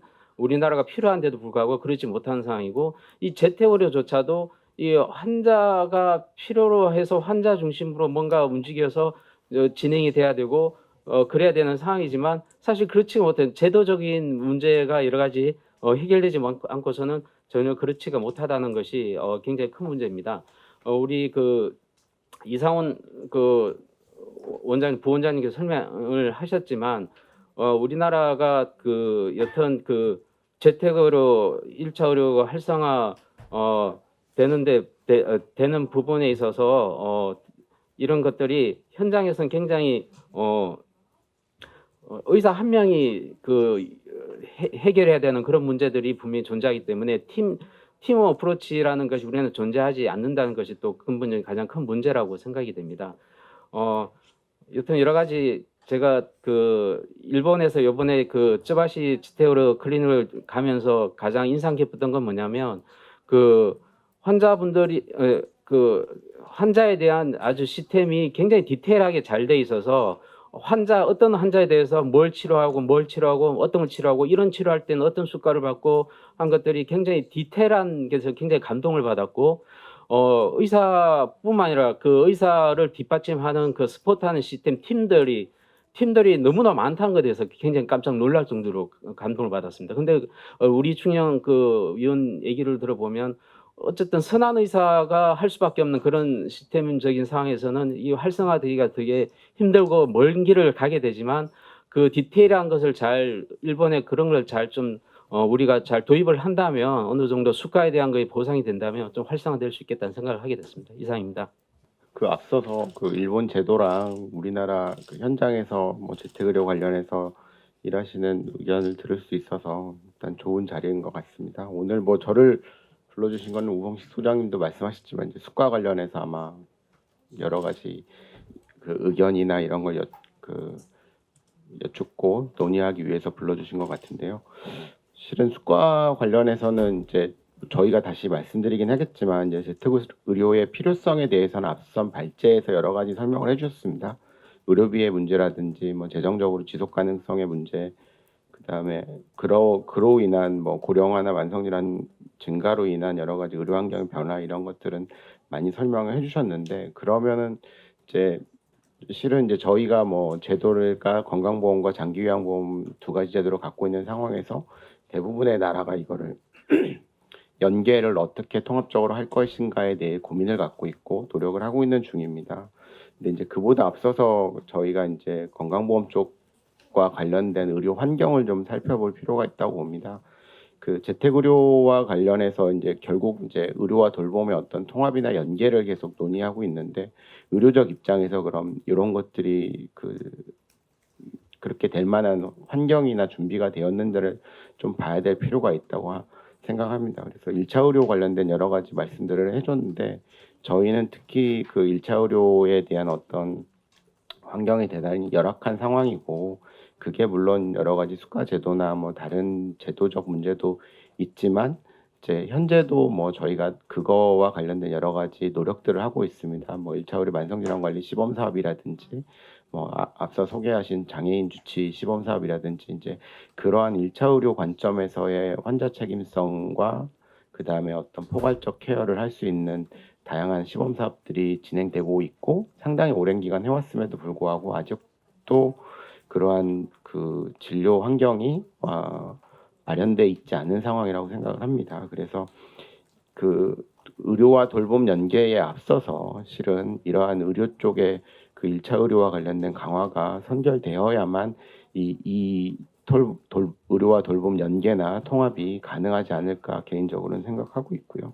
이제 그런 관점에서 보면 1차 의료 특성을 저희가 되돌아보면 뭐 지금 말하는 여러 가지 상황들하고 맥락을 같이 하고 있습니다. 뭐 포괄성이라든지 환자 중심성이라든지 어떤 치료의 지속성이라든지 이런 부분이 갖고 있는 1차 의료 속성이 실은 지금 얘기하고 있는 재택의료나 의료 돌봄 연계에서도 가장 중요하게 되어 있는 속성들입니다. 또 하나는 이제 지역사회와 관련된 얘기입니다. 이제 저희는 그 건강보험 체계를 갖고 있지만 실은 지역사회 중심으로 의료가 제공되는 거에 대해서는 상당히 기반이 약합니다. 그래서 지역사회 기반의 어떤 그 의료 서비스 제공이나 돌봄 서비스에 대해서 여러 가지 정부도 지금 노력을 하고 있지만 이제 그런 부분들이 좀 더 강화되어야만 실은 이 지역사회의 기반으로 의료와 돌봄 연계가 좀 더 잘 이루어질 수 있지 않을까 생각을 합니다. 그래서 앞서서 뭐 이충영 선생님도 소개를 해주셨지만 이제 전주시 사례 같은 경우도 실은 그 전 모델이 이제 1차 의료 지역사회 1차 의료 시범 사업이라는 그 사업을 통해서 1차 의료 강화를 하고 그러다 보니까 여러 가지 어떤 파퓰레이션 베이스드 접근이라든지 팀 어프로치라든지 어떤 환자 중심성, 지역 중심성 등이 필요성 등이 있어서 실은 그 지역 전주라는 지역에서 그러한 지원센터 모형들이 만들어져 왔고 그게 이제 발전되면서 아마 지금 재택의료까지 이어지는 것 같아서 이제 그런 부분들이 좀 의료 쪽에서도 좀 준비가 되어야 될 것 같다고 생각을 하고 이제 그렇기 위해서 여러 가지 그 시범 사업이나 수가 제도나 이런 것들을 같이 하고 있는 중입니다. 그래서 이러한 어떤 1차 의료 강화나 지역사회와 관련된 기반 강화 등이 이루어지면 이제 저희 수가 체계나 이런 것들도 거기에 맞춰서 같이 변화될 수 있지 않을까 그렇게 생각을 하고 있습니다. 뭐 이제 수가와 관련해서는 오늘 이제 방문진료 수가 얘기를 많이 해주셨는데 이제 일본에 보면 아까 왕진 수가하고 방문진료 수가 두 가지 얘기를 해주셨는데 현재 이제 저희가 하고 있는 방문진료 수가 같은 경우는 왕진 수가에 좀 더 가깝습니다. 그래서 뭔가 어떤 포괄적이라든지 어떤 통합적인 케어를 위한 방문진료라기보다는 이제 그 환자가 문제가 생겼을 때 왕진을 가서 환자를 문제를 해결해 줄 수 있는 왕진 수가의 모형에 가까운 상태고요. 이제 저희도 이제 이러한 그 의료 돌봄 연계를 위해서는 이제 좀 더 통합적이고 포괄적인 수가 체계가 필요하다고 보고 있습니다. 그렇지만 이제 앞서 설명드린 대로 그런 것들이 가기 위해서는 그 1차 의료와 관련된 어떤 의료 환경이나 기반이 있어야만 그런 수가들이 거기에서 작동 가능하다고 보고 있기 때문에 이제 그런 것들과 같이 노력을 할 필요가 있다고 생각합니다. 네, 이상입니다. 이제 이번에는 좀 우리 토론자들, 발제자들이 서로 하신 것에 대해서 한번 궁금한 것들을 이렇게 좀 질의를 해주시고, 저도 뭐 우리 토론자, 발제자 궁금한 것들이 꽤 있거든요. 일본 쪽 제도도 잘 모르고 이제 개요보험 관련된 내용도 잘 몰라서 이제 말씀드리는데, 아까 그 이제 방문진료 수가와 관련해서 실은 이제 그 수가의 형태나 여기 여러 가지 규모는 이제 충분히 이해를 하는데, 그 어떤 재원 배분과 관련해서 제가 얼핏 보기로는 그러니까 개요보험과 건강보험이 약간 섞여져서 들어있는 걸로 보이고, 그거와 관련해서는 어떤 분명히 어떤 재정 관점이나 아니면 각 보험이 갖고 있는 그 역할과 관련해서 어떤 기준을 정해서 나눠서 분담하고 있는 걸로 보이는데, 그거에 관해서 좀 추가적인 설명을 해주시면 좋을 것 같습니다. 介護報酬については、あくまでそのケアマネージャー等と連携した場合の、オプション的な役割であって、メインの収入にはなっていないです。 개호 수가의 경우는 케어 매니저와 연계했을 때 옵션인 거라서 이게 메인이 되지 못하고 있습니다. ただ先ほど図で示したように外来の報酬に比べてだいぶお高いので、ちょっとそこは今後財政的に厚生労働省の方が圧迫していくっていう流れにはなっていると思います。 네, 아까 보여드렸다시피 외래 수가에 비해서 많이 고가이기 때문에 앞으로는 이걸 재정적인 부분에 있어서 후생 노동성에서 좀 압박을 가하지 않을까 생각하고 있습니다. 류혜정 센터장님한테 좀 여쭙고 싶은데요. 우리 이충영 위원님도 그러고 계속 지금 얘기 나오는 게 이제 그 환자 발굴 연계 이쪽 부분이 지금 현재로 우리나라에서는 저는 뭐 심도 있게 제가 이렇게 뭐 하고 있지는 않아서 그러는데 성공하지 못하고 있는 그런 문제점이 좀 많은 걸로 지금 밝혀지는데, 이제 그런 부분에 대해서 우리가 그 환자 발굴 연계 이런 게 지금 재택의료 우리 센터 모집하고 하면서 뭔가 이렇게 측면적으로나 뭐 보완되는 제도가 뭐 어떻게 가능할 거라고 좀 연구하신 내용들이 있으면 좀. 지금 이제 부회장님 질문하신 내용에 지금 시범 사업에서 하고 있는 내용을 좀 말씀을 드리는 게 제가 봤을 때 좀 도움이 될 것 같은데요. 지금 장교양 재택의료센터의 전반적인 이제 시범 사업 지역이 있고, 그 안에 이제 의료돌봄 통합지원 시범 사업에 해당되는 지역은 이 의료돌봄 통합 지원을 하기 위한 그 시범 사업의 모델을 깔고 그 안에 재택의료가 들어가 있습니다. 그러다 보니 아까 이충영 원장님 말씀하시고 부회장님 말씀하신 대상자 발굴이 사실상 굉장히 어려운데, 이 시범 사업 지역에서는 어쨌든 읍면동 주민센터와 시군구 본청에 이 통합돌봄 전담 팀이 만들어져서 그 주민센터의 그 돌봄 대상자에 대한 사전 조사를 거의 지역 내에 75세 이상 돌봄 필요자에 대한 한 60-70% 가까이 사전조사를 통해서 전반적으로 대상자에 대한 사전조사를 해서 발굴하는 방법을 기본적으로 깔았고요. 거기에 지금 이제 뭐 주민센터를 통해서 발굴되는 대상자 뭐 이런 분들도 깔았고, 그리고 또 한 축의 중요한 축이 건보공단이 이번에는 지자체와 협업을 하면서 건보공단이 갖고 있는 장교양 DB 데이터가 100만 명의 데이터가 있기 때문에 이 장교양 대상자 중에 장교양 대상자의 건강보험 이력을 같이 믹스를 해서 요양병원이나 시설에 갈 수 있는 거동이 불편한 자에 대한 정보를 미리 선제적으로 발굴을 해서 그 대상자를 그 피로도 조사를 통해서 방문의료 서비스로 연계되는 체계들을 좀 만들어 봤습니다. 그러다 보니까 지금 저희가 이번 시범사업 지역에서 하고 있는 아까 말씀드렸던 방문의료 지원센터나 장경 재택의료센터에 대한 저희가 FGR을 좀 진행을 해봤더니 대상자 발굴에 있어서는 크게 어려움이 별로 얘기가 없으시더라고요. 그러니까 결국에는 이 지자체를 통해서 의뢰되는 대상자도 있고, 그걸 옆으로 보면서 주민들이 그걸 알고 신청을 하는 대상자들도 있고 건보공단 협업으로 또 대상자 발굴이 이루어지니까 좀 다양한 축에서의 공식적인 발굴 체계를 조금 만들어 놓으니까 보다 이전보다는 좀 원활한 체계를 갖고 있는 것 같습니다. 우리 이제 아까 이 정성훈 과장님께서 이제 이런 1차 의료가 좀 변화가 되면은 수가나 이런 것들도 좀 만들 수 있지 않겠냐 이제 그런 말씀을 하셔서 저희가 이제 우리 유혜정 아까 센터장님도 말씀하셨지만은 일본이 2013년도에 통합 의료 돌봄 그러니까 이 의료 개호 여기 연계에 관한 연계 추진에 관한 법률이죠. 이제 일본 용어로 그 법이 개정이 되면서 이제 본격적인 이제 그런 것들이 시작된 거는 맞는 것 같습니다. 그런데 이제 그 이후에 이런 변화들이 나타났기 때문에 그런 제도적인 그 변화가 좀 먼저 선행돼야 되는 것이 아닌가 하는 생각이 들어서 우리 까미가치 리에 선생님께 좀 여쭤보겠습니다. 일본이 재택의료가 지금 그 비교적 좀 최근 들어서 상당히 성공적으로 시행되는 것으로 보이는데 그 요인이 무엇이라고 생각하시는지요?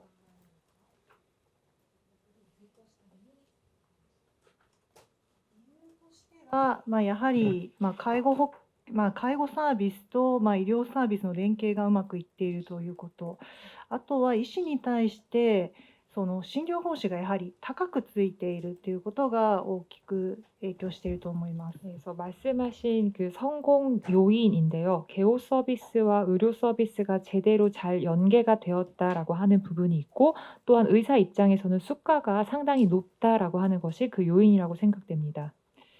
今、診療所では外来の、診療費が比較的低額というところで、積極的に訪問診療を行おうとする医師も増えてきています。